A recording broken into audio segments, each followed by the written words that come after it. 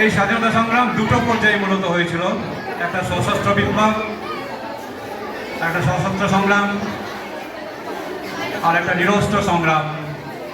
বলা যায় একদল নিরস্ত্রভাবে প্রতিবাদ করেছিলেন, সেখানে গান্ধীজি, জওহরলাল নেহেরু এই সমস্ত নেতৃবৃন্দ ছিলেন।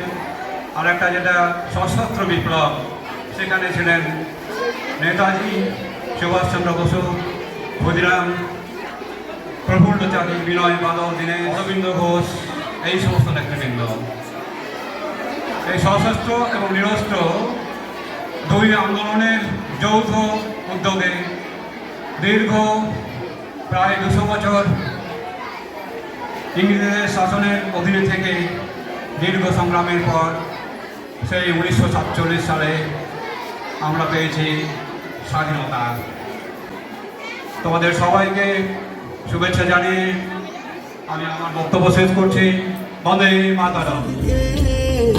कोई धन है क्या तेरी धूल से बढ़ के, तेरी धूप से रोशन, तेरी हवा पे जिंदा तू बाग है मेरा, मैं तेरा परिंदा।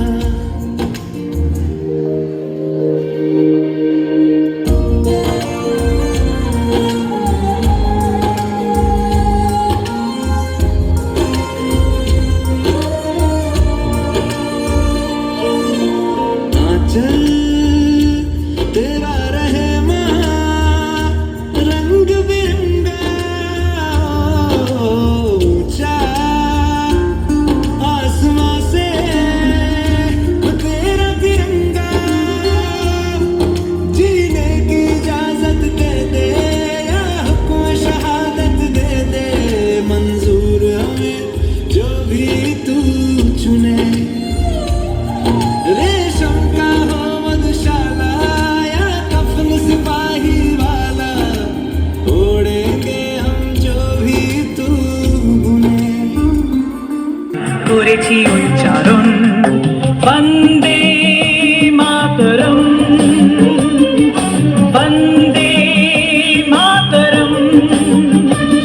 স্বর্গাদপি গরিয়সী জন্মভূমি মা, ভারতবাসীর মন মন্দিরে তোমারই প্রতিমা।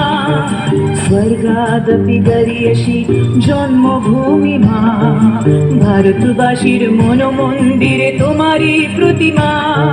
বুকের রক্তে মারানো দেশ দখলে ছাপিয়ে ওঠে যদি, মন্ত্র শিখেছি চড়ুই দেখি করেছি মৃত্যুবরণ। বুকের রক্তে মারানো দেশ দখলে ছাপিয়ে ওঠে যদি, মন্ত্র শিখেছি চড়ুই দেখি করেছি মৃত্যুবরণ। বন্দে মাতরম, বন্দে মাতরম।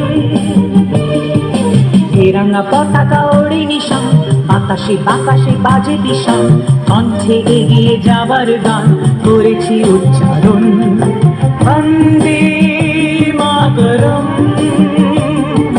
বন্দে মাতরম।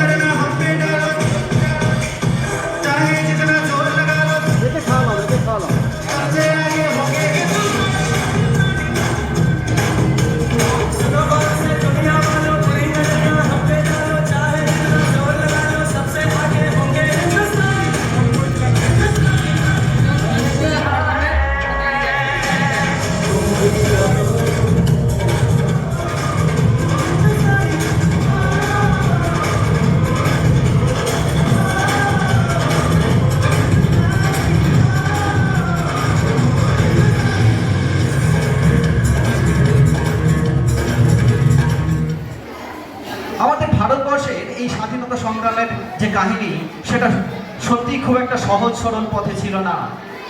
অনেক কণ্টকাকীর্ণ পথ, অনেক রক্তাশ্রুর বিনিময়ে আমরা এই স্বাধীনতা উপলব্ধি করেছি।